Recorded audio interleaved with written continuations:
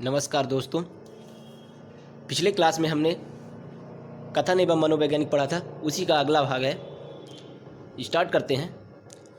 Sigmund Freud के अनुसार निम्न में से मन की तीन स्थितियां हैं। कौन कौन सी तीन स्थितियां हैं? तो चेतन, अर्धचेतन, अचेतन। कौन कौन सी हैं? चेतन, अर्धचेतन एवं अचेतन। अगला है इड, ईगो एवं सुपर ईगो।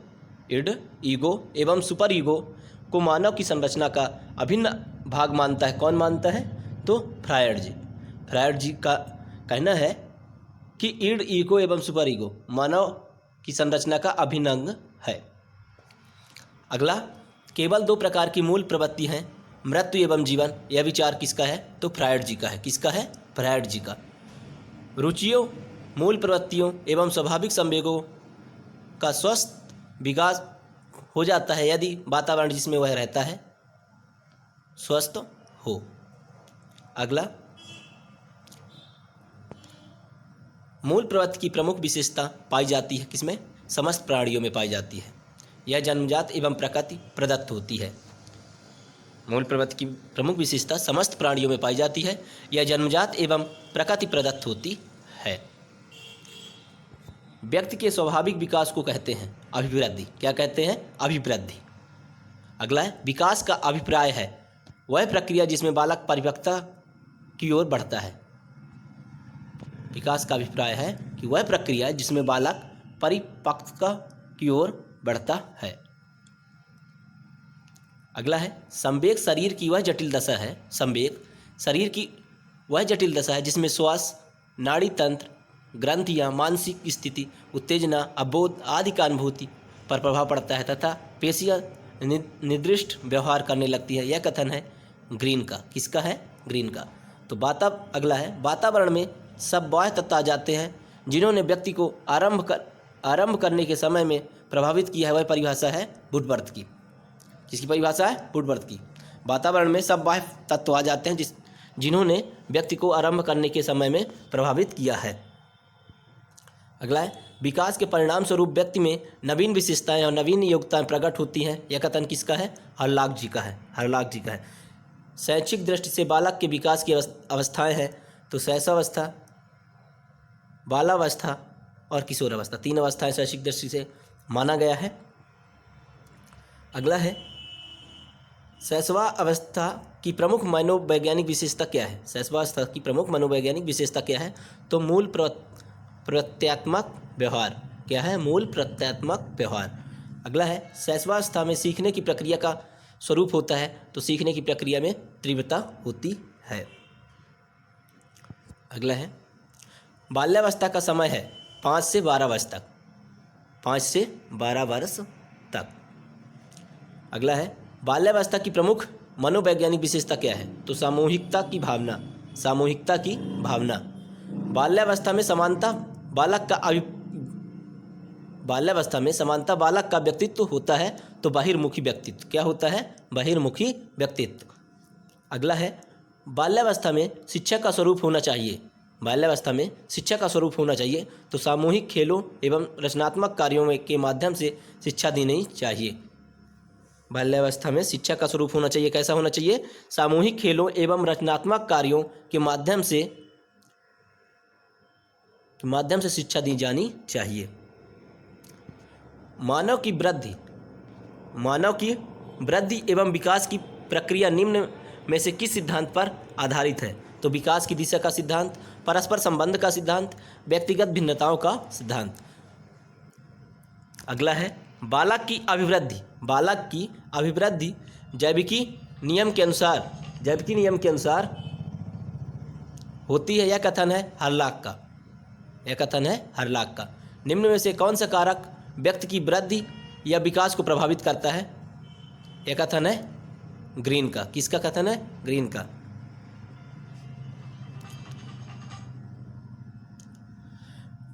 पर्यावरण बाहरी वस्तु है जो हमें प्रभावित करती है। यह विचार है रॉस जी का। किसका है? रॉस जी का। अगला है, बुद्धि लब्धि के लिए विशिष्ट श्रेय किस मनोवैज्ञानिक को जाता है? तो स्टर्न जी को जाता है। किसको जाता है? स्टर्न जी को। अगला है, शैशवावस्था को जीवन का सर्वाधिक महत्वपूर्ण काल क्यों कहा जाता है?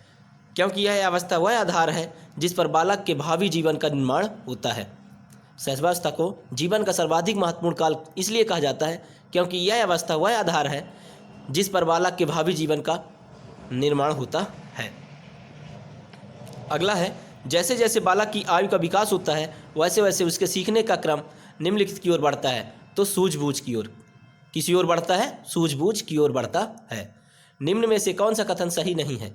तो विकास संख्यात्मक।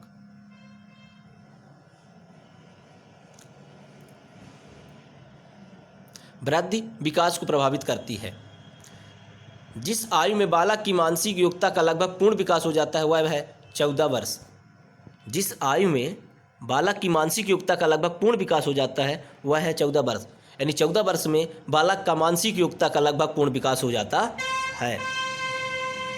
अगला है, मस्तिष्क द्वारा अपनी स्वयं की क्रियाओं का निरीक्षण किया जाता है। तो आत्मनिरीक्षण विधि। किससे किया जाता है? आत्मनिरीक्षण विधि। अगला है, विकासात्मक पद्धति को कहते हैं। तो उत्पत्ति मूलक विधि। विकासात्मक पद्धति को उत्पत्ति मूलक विधि भी कहा जाता है। प्रयोगात्मक विधि में सामना नहीं करना पड़ता। तो किसका? समस्या का चुनाव का सामना नहीं करना पड़ता। अगला है, मानव विकास जिन दो कारकों पर निर्भर करता है वह है जैविक और सामाजिक। शिक्षक बालकों की पाठ में रुचि उत्पन्न कर सकता है। तो संवेगों से। किससे उत्पन्न कर सकता है? संवेगों से। व्यक्तित्व भेदों का अध्ययन तथा सामान्यीकरण का अध्ययन किया जाता है किसमें? विभेदात्मक विधि में। किसमें किया जाता है? विभेदात्मक विधि में। एक माता पिता के अलग अलग रंग की संतान होती है क्योंकि जीवन कोष के कारण। किसके कारण होती है? जीव कोष के कारण। जैसे एक ही माता पिता के एक बच्चा गोरा एक बच्चा सांवला या काला होता है तो ये किसके कारण होता है? जीव कोष के कारण। अगला है, बाल विकास को सबसे अधिक प्रेरित करने वाला प्रमुख घटक है बड़ा भवन। अगला है, बाल विकास को प्रेरित करने वाला घटक नहीं है तो कौन सा है? परिपक्वता। वातावरण के अंतर्गत हवा, प्रकाश, जल आते हैं। वातावरण के अंतर्गत कौन कौन से आते हैं? हवा, प्रकाश और जल। कितने माह का शिशु प्रौढ़ व्यक्ति की मुख मुद्रा को पहचानने लगता है? तो 4 या 5 मास का शिशु या 4 या 5 माह का बालक शिशु प्रौढ़ व्यक्ति के मुख मुद्रा को पहचानने लगता है। मानसिक विकास के लिए अध्यापक का कार्य है। तो कौन सा कार्य है? बालकों को सीखने के पूरे अवसर प्रदान करे, छात्र छात्राओं के शारीरिक स्वास्थ्य की ओर पूरा ध्यान दे, व्यक्तिगत भेदों की ओर ध्यान देते हुए उनके लिए समुचित वातावरण की व्यवस्था करे। शैशवावस्था होती है तो जन्म से 7 वर्ष तक। वाटसन ने नवजात शिशु में मुख्य रूप के किन संवेगों की बात कही है? तो भय, क्रोध व स्नेह। जब माता पिता के बच्चे उनके विपरीत विशेषताओं वाले विकसित होते हैं तो यहाँ पर सिद्धांत लागू होता है प्रत्यागमन। जब माता पिता के बच्चे उनके विपरीत विशेषताओं वाले विकसित होते हैं तो यहाँ पर सिद्धांत लागू होता है तो प्रत्यागमन का। अगला देखेंगे, समानता के नियम के अनुसार माता पिता जैसे होते हैं उनकी संतान भी वैसे होती है। तो माता पिता जैसी होती है वैसी ही होती है समानता के नियम के अनुसार। शिशु का विकास प्रारंभ होता है गर्भकाल में। शिशु का विकास कब से प्रारंभ हो जाता है? तो गर्भकाल से ही हो जाता है। सामाजिक स्थिति वंशानुक्रमणीय होता है।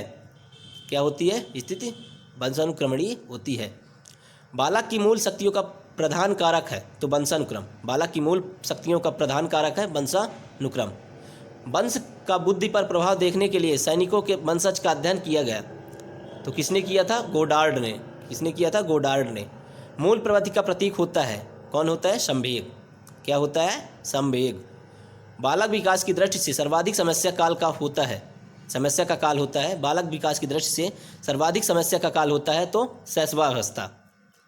बालक की अभिवृद्धि जैविकीय नियमों के अनुसार होती है। यह कथन है किसका? तो क्रोगमैन का। किसका है? क्रोगमैन।